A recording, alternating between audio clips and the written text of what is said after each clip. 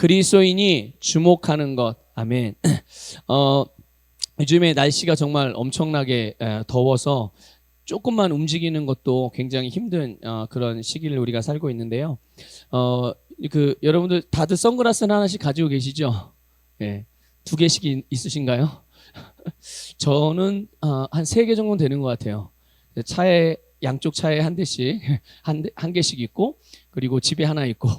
자, 근데 잘 안 쓰게 돼요. 꼭 쓰라고 그러더라고요, 요즘은 꼭 쓰라고 그러는데 귀찮아가지고 잘 안 쓰게 돼서. 예. 근데 어쨌든 눈을 보호하는데 굉장히 선글라스가 중요한 역할을 해요. 자, 그런데 우리가 선글라스를 어떤 색깔의 선글라스를 끼느냐에 따라서 우리가 보는 세상의 색깔이 달라지죠. 그래서 약간 어둡고 검정색 계열의 선글라스 쓰면 바깥이 어둡게 보여요. 그렇죠? 거무스름하게 보이고, 빨간색 선글라스를 끼면 세상이 빨갛게 보이죠. 초록색 선글라스를 끼면 세상이 또 초록색으로 그렇게 보여요. 그런데 우리가 물리적인 이런 그 선글라스의 어떤 렌즈의 색깔에 따라서 우리가 보는 세상의 색깔이 달라지는 것처럼 우리 그리스도인들에게도 분명히 영적인 색깔들이 있습니다. 그리스도인들이 갖는 색깔, 그리스도인들이 또 세상을 바라보는 색깔. 그 색깔이 무엇이냐? 예수님의 색깔인 줄 믿습니다. 그래서 예수 그리스도의 색깔이 그리스도인의 색깔이에요.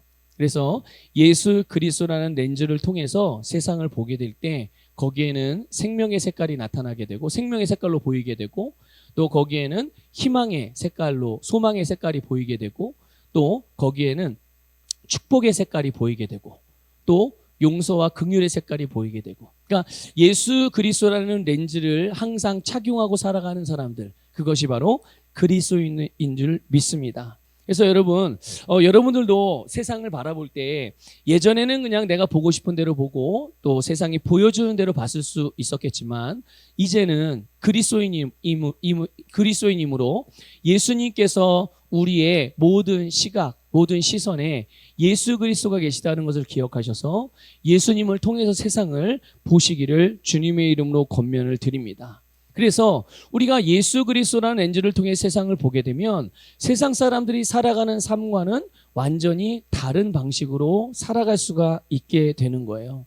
그래서 세상 사람들은 여러 가지 상황과 환경들을 보면서 절망적으로 느끼기도 하고, 반대로 또 희망을 보기도 하고, 또 오르락 내리락하고 막 여러 가지 그런 일들이 벌어지고 그런 것들을 경험한다고 할 수 있겠지만, 그러나 그리스도인들이 예수 그리스도라는 렌즈를 착용하고 살아가는 그리스도인들에게는 오직 한 방향의 인생만 있어요. 바로 전진하는 인생인 줄 믿습니다. 앞으로 전진하고 위로 올라가고 지속적으로 확장되어지고 지경이 확장되어지는 그런 삶이 예수 그리스도라는 렌즈를 통해서 세상을 보고 그렇게 세상을 살아가는 그리스도인들의 삶인 것이죠. 그래서 우리는 항상 우리의 삶에 만족하는 삶을 살아갈 수가 있는 거예요. 여러분들이 그런 여러분의 삶에서 만족을 누리실 수 있기를 주님의 이름으로 축복합니다. 하나님이 이미 우리에게 만족할 수 있는 삶을 주셨는데, 우리가 무언가 자꾸만 다른 것들을 바라보고 자꾸만 예수님의 안경이 아닌, 예수님이라는 렌즈가 아닌 다른 렌즈를 끼고 자꾸만 엉뚱한 데를 바라보게 되면 우리가 만족할 수가 없는 거예요. 삶이 고달프고 또 삶이 힘들어지는 거겠죠. 그러나 예수 그리스도께서 우리에게 주신 삶을 우리가 살아가고 주님께서 보라고 하신 것들, 그리고 보여주신 것들을 보게 될 때 우리의 삶에는 진짜 만족하는 삶이 되는 거예요. 그래서 우리 서북교회 모든 성도님들은 그런 만족하는 삶을 사시기를 주님의 이름으로 축복합니다. 여러분, 오늘 본문 말씀을 보면요, 본문 말씀이요 3절이에요. 3절인데 16, 17, 18절인데요. 여기에 우리라는 말이 6번 나옵니다. 우리라는 표현이 6번이 나와요. 그래서 사도 바울이 고린도 교회 성도들을 향해서 우리라고 표현을 그렇게 했는데, 바울이 우리라는 표현을 썼을 때는 그냥 쓴 것이 아니에요. 계속 반복적으로 우리라는 표현을 쓰잖아요. 근데 이게 의도가 있는 거죠. 왜 사도 바울이 자꾸만 이 3절 안에 6번씩이나 우리라는 표현을 사용하면서 이 고린도 교회 성도들을 지칭을 하면서 그들을 그렇게 불렀을까? 그건 다른 게 아니라 바로 이 사도 바울의 편지를 읽는 성도들이 분명한 정체성을 인식하게 하기 위해서인 거예요. 우리가 누구인지를 알라는 거죠. 고린도 교회 성도들로 하여금. 또 이 편지를 고린도 교회 성도들만 봅니까? 오늘 서북교회 성도들도 보잖아요. 또 수많은 모든 교회들이 다 본단 말이죠. 모든 이 시대를 살아가는 그리스도인들이 다 보고 있고, 또 앞으로 태어나게 될 그리스도인들도, 앞으로 살아가게 될 그리스도인들도 이 편지를 분명히 읽게 될 것인데, 그들로 하여금 우리가 어떠한 자인지를 인식하게끔 사도 바울을 통해서 성령님이 계속적으로 강조하는 것이죠. 이 사도 바울을 통해서 말씀하시는 이 우리라는 것은 어떤 사람들을 말하는 거냐? 혈연적인 집단을 말하는 게 아니에요. 친인척들, 가족관계를 말하는 게 아니고요. 또 그냥 옆에 그냥 알고 지내는 사람들을 보고 우리라고 말하는 게 아니에요. 또 같은 비슷한 취미를 가지고 있는 사람들끼리, 비슷한 관심사를 가지고 있는 사람들끼리 모이는 어떤 동호회 같은 그런 모임 같은 그런 모임이나 그런 단체들을 향하여서 우리라고 말한 게 아니죠. 여러분, 이 사도 바울이 말한 우리가 어떤 사람들이냐면 바로 그리스도인들을 의미하는 것입니다. 새로운 피조물로 거듭난 그리스도인들을 우리라고 말하고 있는 것이죠. 그러니까 계속 우리가, 우리의, 우리에게 이런 표현들을 했는데, 여러분, 거듭난 그리스도인들, 바로 이들은 세상 사람들과 다른 정체성을 가지고 있다는 것을 강조하는 표현들인 거예요. 여러분, 우리는 분명히 다른 존재들입니다. 이럴 때 우리라는 것이 어떤 존재들인 거예요? 우리가 어떤 사람들인 거예요? 그리스도인들을 말하는 거예요. 하나님의 자녀들이라는. 그러니까 세상 사람들 우리나 다 똑같이 삶의 모양은 똑같아 보일 수 있어요. 그렇죠? 그리스도인들이라고 그래가지고 직장이 그리스도인들만의 직장이 따로 있습니까? 아니에요. 세상 사람들이 갖는 직장과 그리스도인들이 갖는 직장이 별반 다르지 않아요. 다만 다른 경우도 있긴 있죠. 그렇죠? 사기치는 그런 직업을 가진 사람들도 있잖아요. 근데 그리스도인들은 그런 직업을 가져서는 안 되죠. 예. 그리스도인들이 전형적인 술집들 있잖아요. 예? 나이트 클럽이라든지 이런 거. 이거는 굳이 그리스도인이 하지 않아도 세상에 얼마든지 할 사람들이 많아요. 굳이 그거를 그리스도인들이 찾아서 할 필요가 있을까요? 그런 직업을? 그런 사업을? 그럴 필요 없단 말이에요. 예.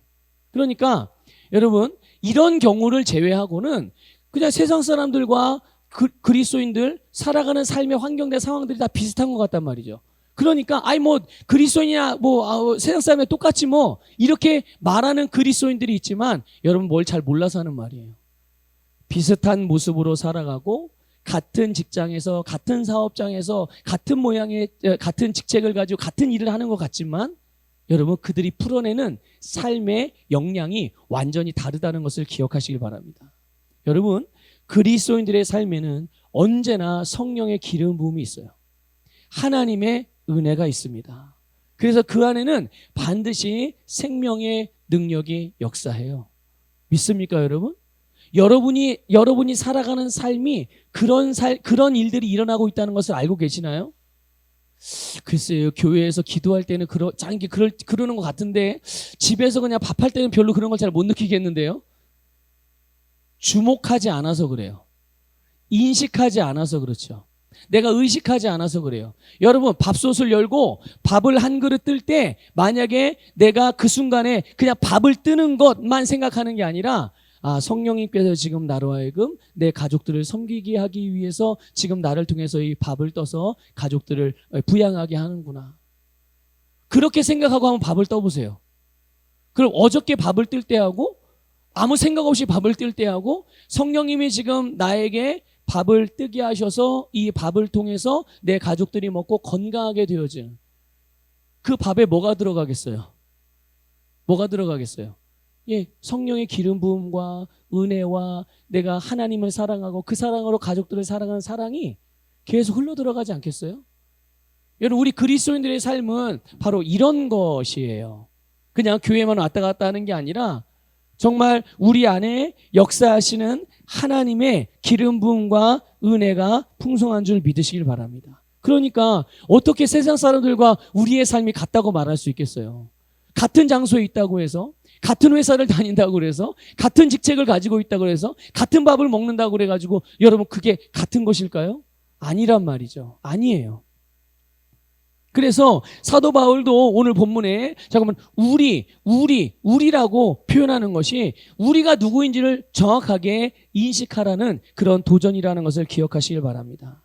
여러분, 우리는 내가 누구인지, 그리스도인으로서의 내가 누구인지를 항상 인식하고 알고 살아가시기를 권면을 드려요.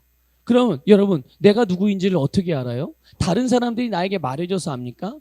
그럴 수도 있죠. 정말 나의 멘토라든지 나의 영적인 스승이라든지 지도자라든지 또는 나를 사랑하고 아끼는 믿음, 정말 신실하게 살아가는 그리스도인들이 나에 대하여 뭔가를 말씀 안에서 나에게 바른 것들을 말해줄 때는 그게 나에 대한, 내가 누구인지에 대한 내 안에 있는 선한 것들을 알려주는 부분일 수도 있어요. 그런데 가장 근본적으로 나를 알게 하는 것은 바로 하나님의 말씀인 줄 믿습니다.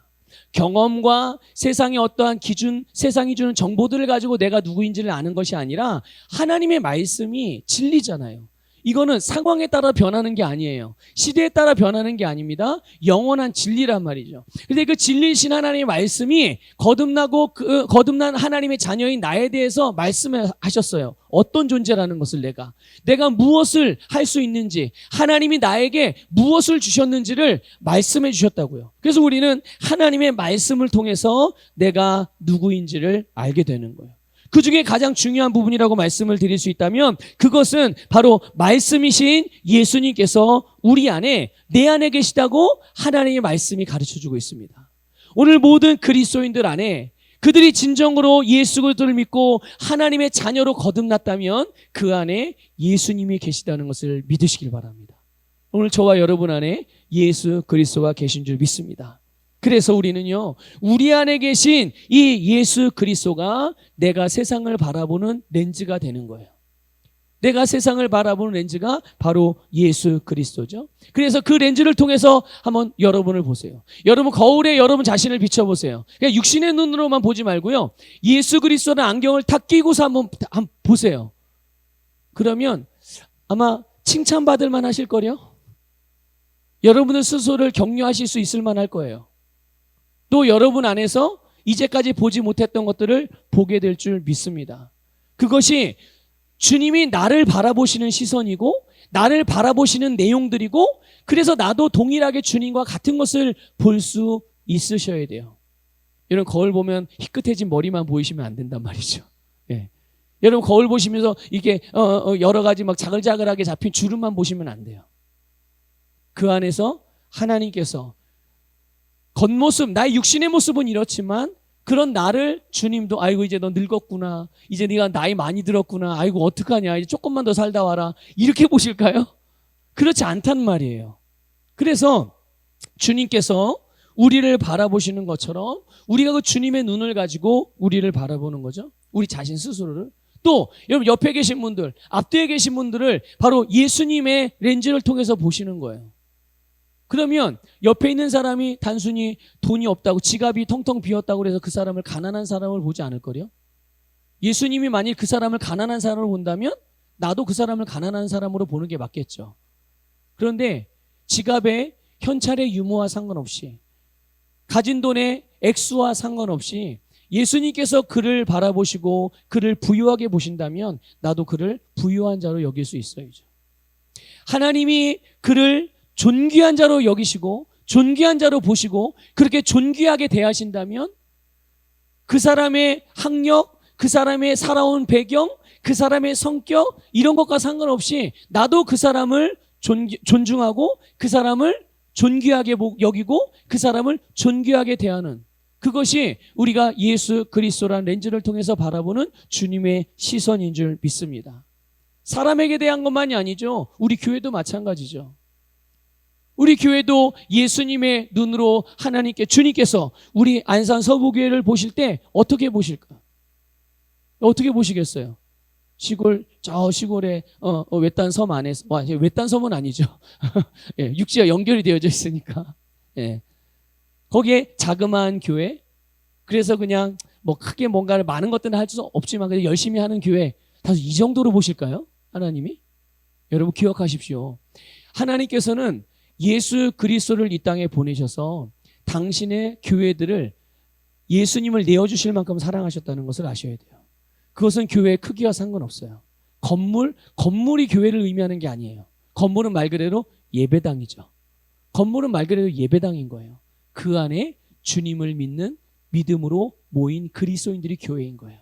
그 사람이 한 명이든 그 사람이 1000명, 10,000명이든 동일한 가치로 하나님께서는 보시는 거죠. 그들을 위하여 예수님은 당신의 생명을 내어주셨어요. 당신이 사랑하시는 교회들을 살리기 위해서.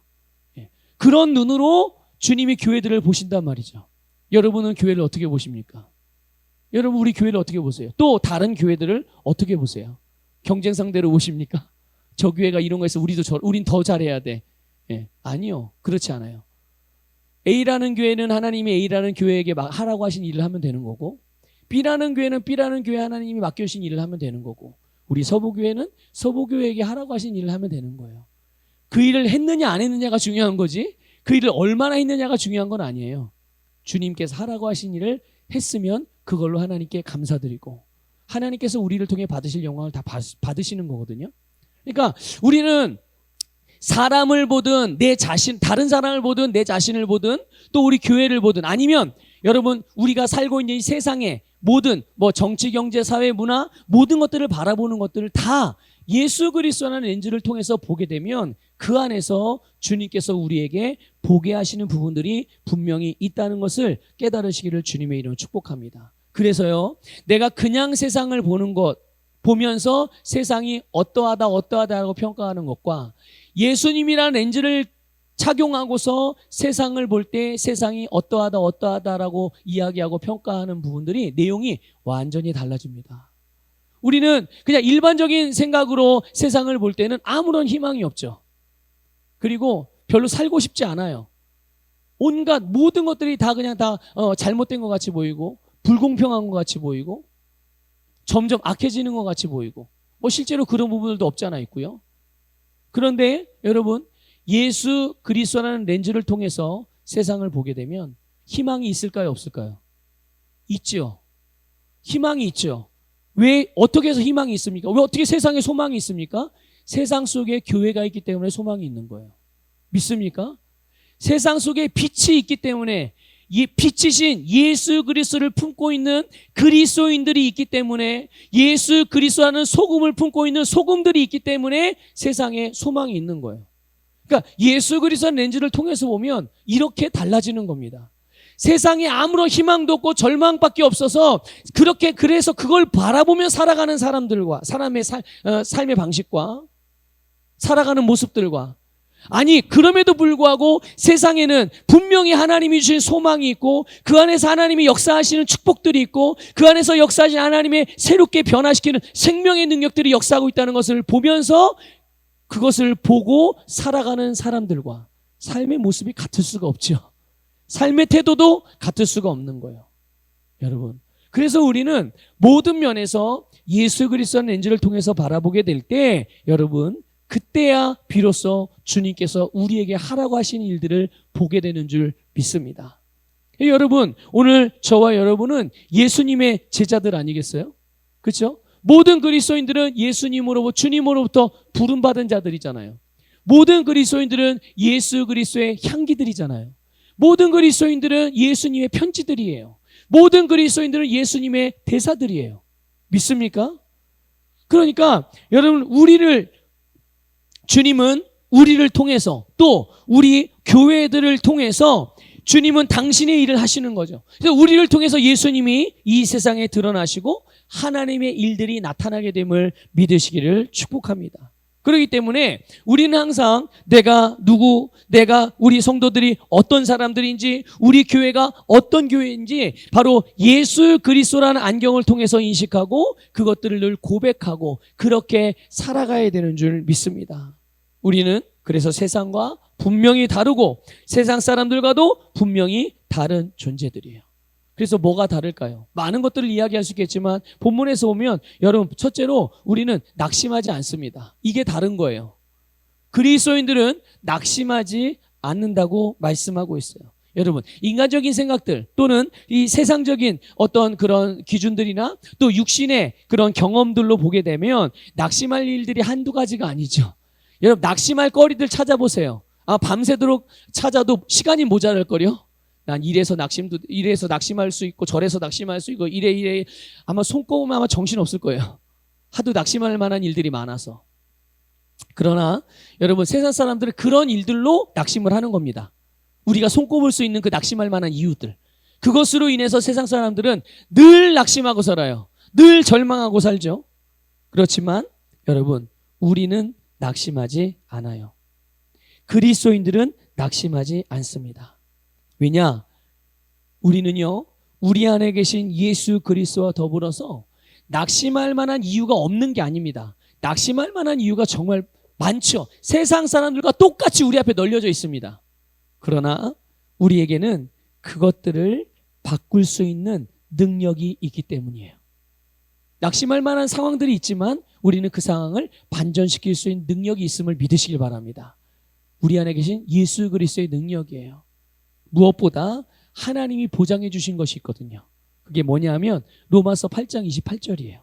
같이 읽어볼게요. 시작. 우리가 알거니와 하나님을 사랑하는 자, 곧 그의 뜻대로 부르심을 입은 자들에게는 모든 것이 합력하여 선을 이루느니라. 여러분, 하나님을 사랑하는 자가 누굽니까? 여러분, 하나님을 사랑하는 자가 누구예요? 누가 하나님을 사랑합니까? 네, 저는 하나님을 사랑해요. 여러분은요? 여러분 사랑하지 않으세요, 하나님?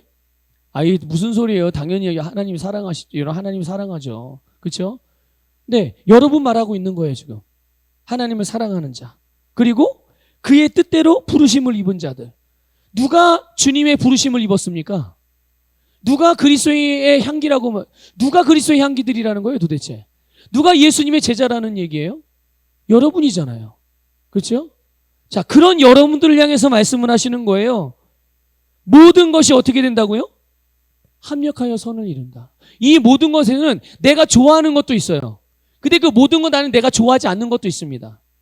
내가 기뻐하고 즐거워할 만한 것들도 있어요. 그러나 그 모든 것 안에는 내가 보고 절망할 수 있을 만한 것들도 있는 거죠. 그런데 그 모든 것이 합력해서 어떻게 된다고요? 우리에게 선을 이루신대요, 하나님이.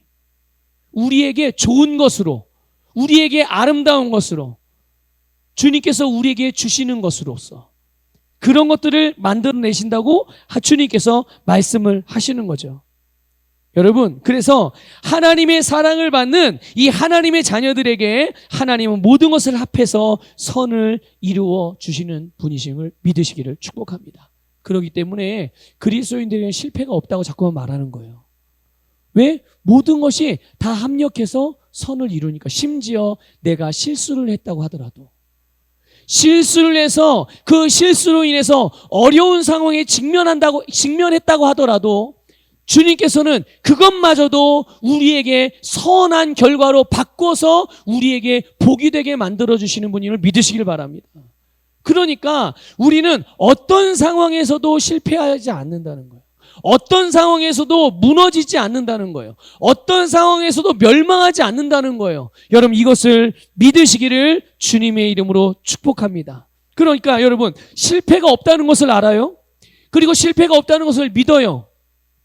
낙심할 이유가 있습니까? 없는 거예요. 낙심하는 사람들은 왜 낙심합니까? 안 된다는 것을 알기 때문에 오는 마음이 낙심이에요. 이거는 해봐야 안 되는 거구나 라는 것을 알기 때문에 거기에서 오는 마음이 낙심이란 말이죠. 그런데 그리스도인들에게 주님께서 뭔가를 하라고 하셨어요. 그리스도인들에게 하나님께서 어떤 삶을 주셨습니다. 어떤 모양의 삶을 주셨어요. 자, 안 되는 일입니까? 되는 일입니까? 내 지금의 상황과 형편과 상관없이 주님이 우리에게 주신, 주님이 우리에게 하라고 하신, 주님이 우리에게 살라고 하신 것이라면 그것은 무조건 되는 일입니다. 믿습니까? 다시 한번 말씀드릴게요. 나의 지금의 상황과 형편과 상관없이 주님이 말씀하셨으면 그것은 되는 일이거든요. 그런데 되는 일인 걸 아는데 왜 낙심을 해요? 모르는 거죠. 오히려 반대로 아는 거예요. 어떻게 해요? 안 되는 일이구나라고 아는 거예요. 되는 걸 알았어요? 되는 걸 믿었어요. 절망할 수 있나요? 절망을 할래야 할 수 없죠. 낙심을 할래야 할 수 없는 거예요. 안 된다고 알고, 안 되는 것으로 알고, 안 된다고 믿기 때문에 그것으로 인해서 절망하고 낙심하는 거거든요. 여러분, 우리는 그래서 세상 사람들과 이 부분이 다른 점이라는 것을 기억하시기를 주님의 이름으로 축복합니다. 두 번째로 우리가 다른 점은 바로 우리의 속사람이 날로 새로워진다는 사실이에요. 믿습니까? 우리의 속사람이 날로 새로워진다는 거죠. 한번 따라해 봅시다. 나는 계속 새로워지고 있습니다. 나는 점점 잘 되고 있습니다. 믿습니까? 네, 잘 되고 있다는데 표정이 그래서는 안 되죠. 네? 잘 되고 있으면 표정이 점점 환해져야죠. 이 낯빛에서 이 시커먼 게 환하게 바뀌어야죠. 점점 잘 되고 있다는데, 점점 새로워지고 있다는데, 여러분 믿으시기를 축복합니다. 여러분, 세상 사람들은요, 이 겉사람이 낡아지는 것으로 끝나게 되는 거예요. 겉사람이 낡아지는 것으로 끝납니다. 그런데 우리는요, 우리의 겉사람은 낡아지지 않나요? 우리의 겉사람도 낡아지죠. 세상 사람들과 자연적인 원리 안에서는 다른 점이 없어요. 우리의 겉사람도, 그리스도인의 겉사람도 낡아집니다. 그런데 중요한 것은 속사람은 어떻게 된다고요? 날로 새로워집니다. 세상 사람들의 겉사람은 그들의 속사람과 더불어서 함께 낡아져요. 그래서 멸망에 이르게 되는 것입니다. 하지만 그리스도인들의 속사람은 날로 새로워져요. 여러분, 새로워질 수 있는 이유가 있습니다. 그냥 저절로 새로워지는 건 아니에요. 이걸 아셔야 되는 거예요. 우리 안에 생명이 있기 때문에 새로워지는 겁니다. 여러분, 생명의 능력을 여러분 꼭 알고 계셔야 되고요. 이 생명의 능력을 여러분 항상 인식하시길 바랍니다. 이미 우리에게 생명이 있잖아요. 우리가 그 영생을 가지고 있잖아요. 근데 내가 가지고 있는 하나님이 나에게 영생이 하는 일이 있어요. 가장 중요한 일은 바로 살리는 일이에요. 살리는 일이기 때문에 그래서 우리의 속사람이 날로 새로워진다라고 말할 수 있는 거예요. 왜냐하면 내 안에 하나님이 주신 영생은, 내 안에 주신 이 하나님의 생명은 계속 우리를 살게 만들거든요. 계속 살 수 있도록 생명력을 계속 불어넣는 줄 믿으시기를 주님의 이름으로 축복합니다. 그래서 그 생명을 가지고 살아가는 사람들, 그 생명력을 가지고 살아가는 사람들은 그들이 손을 대는 것, 그들이 행하는 일들도 같이 살아나는 역사가 일어나게 되는 거예요. 그래서 여러분, 그리스도인들이 살아가는 가정이 삽니다. 그리스도인들이 하는 사업장이 확장됩니다. 그리스도인들이 있는 곳이 복됩니다. 그리스도인들을 만나는 사람들이 잘 됩니다. 이렇게 말하는 게 그냥 말하는 게 아니에요. 그냥 기분적으로 하고 말하는 게 아니라 그게 진짜거든요. 그게 진짜 일어나는 일이에요. 그 이유는 다른 게 아니라 바로 우리 안에 생명이 있기 때문에 그 생명이 실제로 일하기 때문인 거예요. 그래서 우리의 속사람은 날로 새로워지는 줄 믿습니다. 그런데 놀라운 것은요, 우리의 속사람이 내 안에 있는 그 생명으로 말미암아 살아나잖아요. 힘을 얻잖아요. 그러면 어떤 일이 벌어지는 줄 아십니까? 우리의 변화되지 않은 혼, 우리의 변화되지 않았던 생각, 그리고 우리가 아직 변화되지 않았던 우리의 몸에까지도 생명의 영향력을 미치게 된다는 사실이에요. 여러분, 예전에 그런 표현들 많이 사용하셨고 그런 개념들을 많이 알고 계실 거예요. 내 심령 안에 영적인 힘이 세지면 내 육적인 일들이 쪼그라들고, 그렇죠? 내 영적인 힘이 좀 딸리면 육신의 힘이 점점 강해지고. 근데 이게 표현이 좀 서로 다르게 하는 거라 그런 거지, 바로 지금 말씀드린 이 부분인 거예요. 우리의 변화되지 않은 생각들, 혼적인 부분들과 또 우리의 변화된 육신적인 부분들이 내가 노력과 막 애씀으로 변화될 수 있는 게 아니란 말이죠. 우리가 변화돼야지, 이거 바꿔야지 계속 생각하면 어떻게 돼요? 바뀌어질까요? 아니요. 여러분, 그걸 꼭 아셔야 돼요. 사람은 자기가 집중하는 거가 더 강해지게 돼 있어요. 내가 육신의 일에 자꾸만 집중하면 어떻게 될까요? 이게 딴 걸로 바뀌는 게 아니라 계속 그게 강화가 됩니다. 그래서 우리는 영적인 힘을 키워서 영적인 부분을 활성화시켜서 우리의 변화되지 않은 부분들을 변화시켜 나가는 것이 바른 방식인 거예요. 이게 영적인 원리인 거죠. 영적인 삶의 원리인 겁니다. 그래서 영적인 것으로부터 물리적인 자연적인 세계를 다스리는 법칙인 거예요. 그러니까 여러분, 내가 만약에 어떤 생각의 사고방식이 안 바뀐 부분이 있어요. 또 내가 어떤 육신의 습관들이 달라지지 않은 부분이 있어야지 여러분의 심령의 속사람을 강화시키시길 바라요. 여러 가지 방법이 있죠. 말씀을 묵상하고, 말씀을 읽기도 하고, 또 말씀을 고백하기도 하고, 방언으로 기도하기도 하고, 그렇죠? 예, 개인적으로 하나님과 기도하며 교제하면서 그러면서 우리의 영을 강화시키면 우리의 속사람이 강화됨으로 그 속사람의 힘이 결국은 우리의 혼적인 부분들과 우리의 육적인 부분들에까지 몸에까지 아주 좋은 생명의 영향력을 미치게 되는 거예요. 바로 이런 부분들이 세상 사람들과 그리스도인들과 달라진 부분, 다른 부분들이라는 것을 기억하시기를 축복합니다. 그래서 우리가 점점 영적으로 기능할 때 자연적인 원리 안에서만 기능하던 우리의 혼적인 부분들과 이 육신적인 몸의 부분들이 우리의 영의 인도를 받게 돼서 정말 초자연적으로 영적으로 살 수 있게 되는 거예요. 하나를 더 보면 여러분 17절 오늘 본문 17절 한번 읽어보겠습니다. 시작. 우리가 잠시 받는 환난에 경한 것이 지극히 크고 영원한 영광에 중한 것을 우리에게 이루게 함이니 아멘. 여러분 보면 잠시 받는 고난이 우리에게 크고 영원한 영광을 이루어 준다고 말씀하고 있어요. 그런데 이 말은요, 이 말씀은 고난, 어려움, 고통, 시련 자체가 우리에게 큰 영광을 이루어 준다는 의미가 아니에요. 이 고난 자체가 저절로 영원한 영광을 우리에게 가져다 준다는 의미가 아닙니다. 그러니까 고난을 받으면 어려운 일이 당하면 이제 나에게 어려운 일이 왔으니까 나에게 큰 영광이 오겠지. 여러분 이렇게 생각하시면 안 돼요. 예. 이 말씀이 우리에게 말하고 있는 바는 뭐냐면 우리가 예수 그리스도 안에서 받게 되어지는 고난이 있을 수 있죠. 내가 그리스도인이라는 것 때문에, 내가 믿음 때문에, 예수님 때문에 받을 수 있는 고난과 어려움과 역경들이 있단 말이에요. 분명히 환난들도 있을 수 있고요. 그럴 때 그 고난을, 그 역경을, 그 시련을, 그 환난을 바른 말씀의 방법으로 믿음으로 다루어 갈 때 우리는 그만큼 성장하게 된다는 뜻이에요. 고난 자체가 우리에게 영광을 가져다 주는 것이 아니라 그 고난을 내가 믿음으로 다루고 그 고난을 말씀의 방식으로 다루어 갈 때 그 고난이 결국은 하나님의 크고 영광스러운 영광을 우리에게 가져다 준다는 것을 말씀해 주는 거예요. 결국 여러분 우리가 성장하면 반드시 성장하는 만큼 누리게 되는 영광도 역시 더 크게 되어진다는 것을 믿으시기를 주님의 이름으로 축복합니다. 여러분 일반적인 사람들은 세상 사람들은 고난과 역경을 만나면 그냥 포기한다든지 아니면 그걸 실패했다고 여긴다든지 그래서 다른 삶을 살기로 결정한다든지 그것들 또 피하려고 한다든지 그렇게 살아요. 그래서 사람들은 말하죠. 인생은 고난의 연속이야. 들어보셨죠? 그리고 옛날에 동양의 철학자들도 그런 표현들 많이 했어요. 인생은 고난이라고.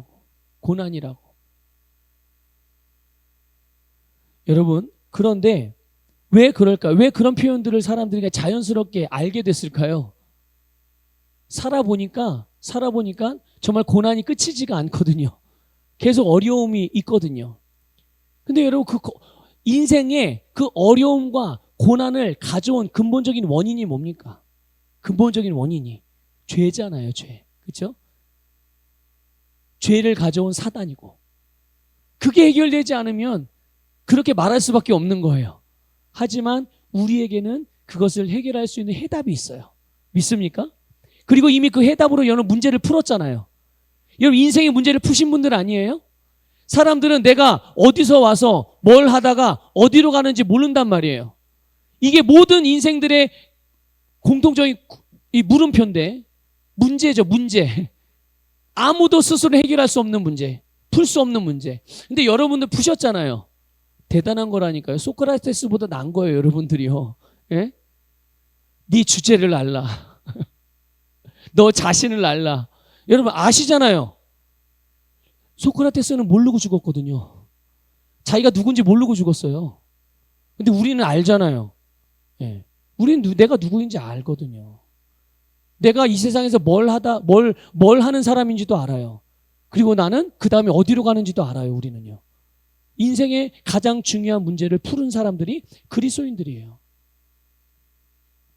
그러니까 여러분, 우리는 이렇게 세상 사람들은 고난과 역경이 오면 그건 인생은 다 그런 거야 라고 고난을 마치 친구 다루듯이 친구처럼 함께 가죠. 하지만 우리는 그렇게 하지 않습니다. 우리는 고난을 이기고 그 고난 위에서 영광을 취하는 자들임을 믿습니다. 이게 우리가 세상 사람들과 다른 부분이에요. 마지막으로 하나만 더 말씀을 드리겠는데요. 여러분, 거듭난 그리스도인은요, 보이지 않는 것을 주목하고 살아가는 자들이에요. 믿습니까? 세상 사람들은 보이는 것을 보고 살아가요. 그걸 쫓아가죠. 그것을 보고 판단하고 그것을 보고 결정하고 선택합니다. 그런데 그리스도인은 보이지 않는 것을 주목하며 살아가요. 왜 그런 줄 아십니까? 왜 그리스도인은 보이지 않는 것을 보면서 주목하며 살아갈까요? 우리 안에 계신 예수님께서 우리의 시선의 방향을 항상 영원한 것으로 향하게 하시기 때문이에요. 목사님이 하는 게 아니에요. 목사님이 영원한 것을 보세요 라고 말해서 보는 게 아니라 근본적으로 여러분 안에 계신 예수님이요, 우리의 시선을 항상 영원한 것을 바라보게 하시는 분이세요. 왜냐하면 그분이 영원한 분이거든요. 그리고 그분이 우리에게 주신 생명도 영원한 생명이에요. 하여튼 우리 영원한 것으로 똘똘 뭉쳐있는 사람들이거든요. 그러니까 결국 우리가 바라보는 것도 영원한 것을 계속 바라보게 그렇게 인도를 하시는 거예요. 그래서요, 여러분, 그리스도인들이요, 100% 그런 건 아니지만 대부분의 그리스도인들은 세상의 것들을 쫓아서 눈에 보이는 것들을 쫓아서 살 때 순간순간은 즐거울 수 있고 순간순간은 만족할 수 있는데 얼마 못 가서 이게 별거 아니라는 걸 알게 돼요. 그리고 만족감이 잠깐 있다 말아요.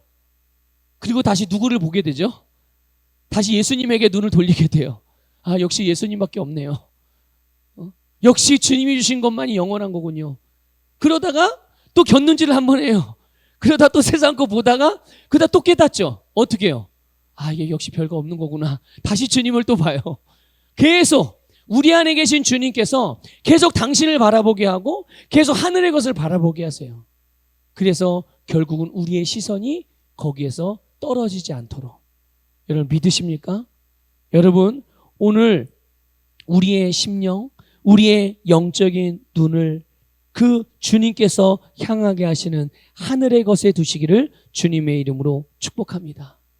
여러분, 우리가 우리의 시선을 하늘에 두지 않고 자꾸만 세상의 것들 가운데, 돈에, 명예에, 또 옆집 이웃에, 집에, 차에, 하여튼 세상에 속한 것들, 이런 것들을 바라보게 될 때가 언제입니까? 언제 그런 것들을 자꾸만 바라보게 되는 거예요? 우리의 삶을 주님께 내어드리지 못할 때 그러는 거예요. 내가 자꾸만 내 자녀를 다른 애들과 비교해. 옆집에 김씨네 집 애들과 비교하고 이씨네 집 애들과 자꾸 비교해요. 어떤 A라는 친구는 저렇게 공부도 잘하고 열심히 해요. 왜 우리 아들은, 왜 우리 딸은 똑같은 학원을 보내고 더 좋은 것 사 먹이고 심지어 한약까지 먹이는데 근데 왜 내 자녀는 그만큼이 안 될까? 누가 그러더라고요. 우리 수련회 갔다 왔는데 지나가면서 우스갯소리도 그게 엄마 아빠 탓일 수도 있다고. 엄마 아빠가 원래 머리가 안 좋았던지 남들보다 더 많은 것들 다 해줬는데 얘가 그래도 실력이 안 늘어.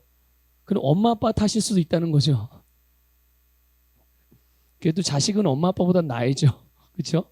근데 어쨌든 왜 그럽니까?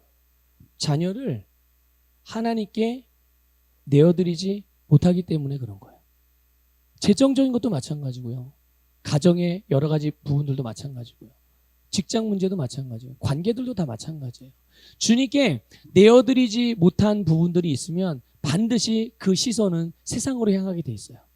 자꾸만 지금 내가 있는 것과 다른 뭔가를 같이 비교하려고 그러고 이게 견주어 보려고 그러죠. 조금 나은 것 같으면 안도하고 조금 부족한 것 같으면 막 긴장하고 조급해지고 남들 다 앞서가는데 나 혼자 뒤쳐져 있는 것 같은 생각이 들고 다 주님께 맡기지 못한 결과로 오는 일들인 거예요. 여러분, 눈에 보이는 것은 잠깐 있다가 없어질 거라는 것을 꼭 아셔야 됩니다. 잠깐 이 세상에 있다가 없어질 거예요. 그렇기 때문에 잠깐 있다가 없어질 것은 결국 우리의 인생들에게는 행복을 줄 수가 없어요. 만족을 줄 수가 없다는 얘기예요. 여러분, 영원한 것을 바라보시기를 주님의 이름으로 축복합니다. 하나님이 주시는 것을 보세요. 여러분, 하나님이 주시는 것은 뭐 그냥 다 그냥 뭐 뜬구름 잡는 그런 걸까요? 하나님이 돈도 하나님이 주시는 거예요. 사람도 하나님이 주십니다. 모든 것을 하나님은 다 주시는 분이세요.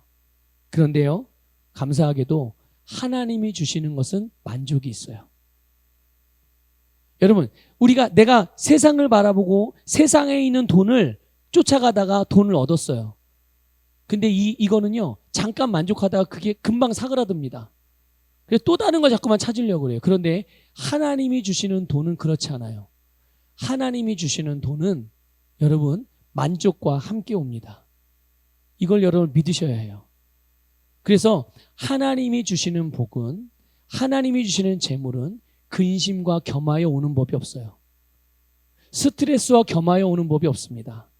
하나님이 주시는 재물은요, 기쁨과 감사뿐이에요. 만족뿐인 거예요. 돈만 그럴까요? 재물만 그렇습니까? 아니요. 하나님으로부터 오는 것은 다 그렇습니다. 하나님으로부터 오는 것은 나쁜 것과 같이 오지 않아요. 예, 항상 좋은 것으로만 우리에게 오죠. 그리고 하나님이 주시는 것은 곧 하나님의 나라로 이어지게 돼요. 그게 돈이든 사람이든 어떤 상황이든 뭐 환경이든 간에 하나님의 나라로 이어지게 됩니다. 여러분, 하나님이 우리에게 뭔가를 주실 때 여러분, 그것은 반드시 그 믿음을 통해서 주어지는 거거든요. 믿습니까? 하나님이 여러분에게 뭔가를 주실 때 여러분의 믿음을 통해서 하나님이 주신단 말이죠. 그런데요, 여러분, 그 믿음으로 하는 모든 일들이 하나님의 나라에 남습니다. 반면에 아무리 좋은 것이라 할지라도 믿음으로 하지 않는 것은 남을까요? 안 남을까요? 남지 않아요. 그러니까 여러분 기억하세요. 하늘에는 우리를 위한 상급이 있을까요? 없을까요? 있죠. 저와 여러분이 똑같을까요? 다를까요? 똑같아요? 제 상급과 여러분의 상급이 달라요. 여러분 각자가 상급이 다 다릅니다. 그런데 그 상급의 기준이 뭐겠습니까? 두 가지예요. 그 상급의 기준은 하나님이 하라고 하신 일을 했느냐 안 했느냐, 이것과 믿음으로 했느냐 믿음으로 하지 않았느냐, 이 두 가지예요. 하나님이 하라고 하신 일을 다 했어요. 그런데 그거를 내가 믿음으로 했어요. 그럼 그건 다 남습니다. 그게 다 이제 주님이 나에게 주실 상에 대한 어떤 기준이 될 거예요. 채점 기준, 상급에 대한 채점 기준. 하지만 하라고 한 일 다 하긴 한 것 같은데 믿음으로 하지 않았네. 예를 들어 볼까요? 내가 주님 앞에 헌금을 했어요. 평생 헌금을 한 거 보니까 한 100억을 헌금을 했네. 예? 평생 다 따져보니까요. 한 100억을 헌금을 했어요, 하나님께. 가봤는데 내가 헌금한 게 하나도 없어. 저쪽에 있는데 50만 원밖에 없는 거예요. 그래서 100억을 헌금을 했는데 하나님 나라에 50만 원만 있는 거야. 이게 도대체 무슨 일일까요, 이게? 왜 이런 일이 벌어질까요? 왜? 50만 원만 믿음으로 드린 거예요. 나머지 90, 하여튼 그 액수도, 예. 나머지는요 그냥 하라고 해서 한 거지, 그냥 기부한다는 마음으로, 그냥 체면치레로 해야 되니까 어쩔 수 없어서, 아니 뭐 교회 좋은 일 한다니까 그냥 좋은 마음으로, 예수 그리스도를 믿는 정확한 믿음으로 행한 일이 아닌 거죠. 그러니까 하늘에 안 남는 거예요. 평생을 주님을 위해서 일평생을 살았는데 하늘나라에 가서 보니까 나를 위한 상급이 예비가 안 돼 있네. 왜 이런 일이 벌어질까요? 믿음으로 행하지 않았기 때문인 거예요. 그러니까 여러분, 믿음으로 하는 거는 예배, 기도, 찬양, 말씀 듣는 것만 믿음으로 하는 게 아니라 우리의 삶을 다 믿음으로 살아가시길 바랍니다. 그게 그리스도인의 삶이에요. 그게 자꾸 믿음으로 살라는 뜻이에요. 우리가 믿음으로 살면, 믿음으로 살아간 모든 것들은 하나님에게 기억된다는 것을 믿으시기를 축복합니다. 그래서 여러분, 우리가 영원한 것을 바라보는 건 우리가 바라보는 영원한 것, 우리 안에 계신 예수님께서 우리로 하여금 잠깐 바라보게 하는 그 영원한 세계의 것, 하나님의 것, 하나님 나라의 것, 그것은 다른 게 아니라 바로 믿음으로 살아가는 삶인 것을 기억하십시오. 그래서 여러분, 모든 삶을 믿음으로 살아감을 통해서 그 믿음이 우리에게 가져오는 영원한 세계의 아름다운 복을 여러분의 삶에 마음껏 풀어내기도 하고 누리기도 하고 나눠주는 그런 삶을 살아가시기를 주님의 이름으로 축복합니다. 여러분, 예수님의 안경을 끼고 모든 것을 보시고 믿음으로 그것들을 아름답게 만들어 가시기를 바랍니다.